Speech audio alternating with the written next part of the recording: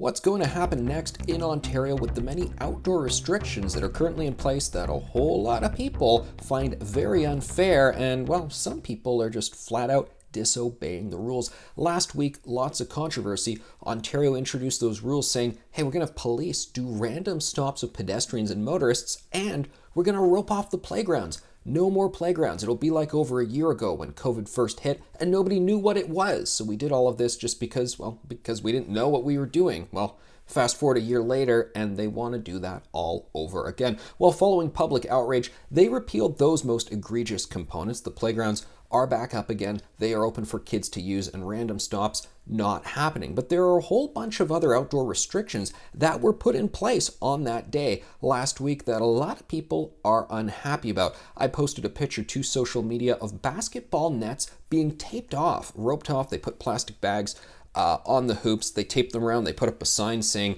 this is for coronavirus measures, no outdoor sports. A lot of people really unhappy about that. And in fact, I didn't take the photo myself. I received it from someone who runs a youth basketball association, and people who run those different basketball groups throughout the GTA, they have been meeting, discussing, strategizing because they don't support outdoor basketball being shut down right now in Ontario, right as it is getting warmer. They want it open for youth and for adults, for fitness, for an opportunity to get outside and do recreation. They are not the only ones. More groups are getting organized, making their voice heard. Ontario Soccer stepping forward saying, we gotta have outdoor organized sports for young people, for our kids, also for adults. We have to make it happen.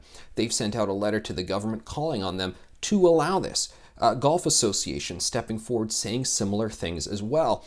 It's really interesting that what happened last week was Ontario really tried to tighten things with their restrictions, and what we have instead is people trying to open them even further than the way they were before. Last year, there were no organized sports for adults, for youth, no soccer leagues, no baseball leagues. Now you got people pushing for it, saying, we want it to happen.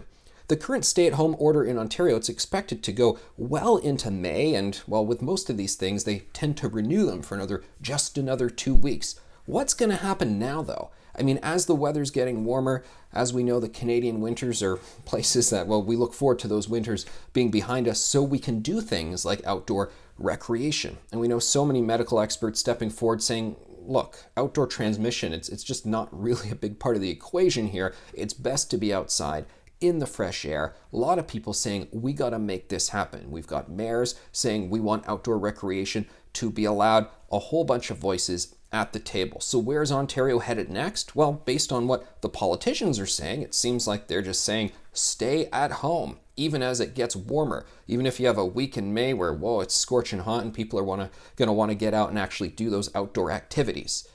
Is this going to stay in place? It seems really hard to believe that Ontarians are going to let these rules stay in place because we're hearing more and more advocacy, more and more people speaking up and saying we want to see these rules changed.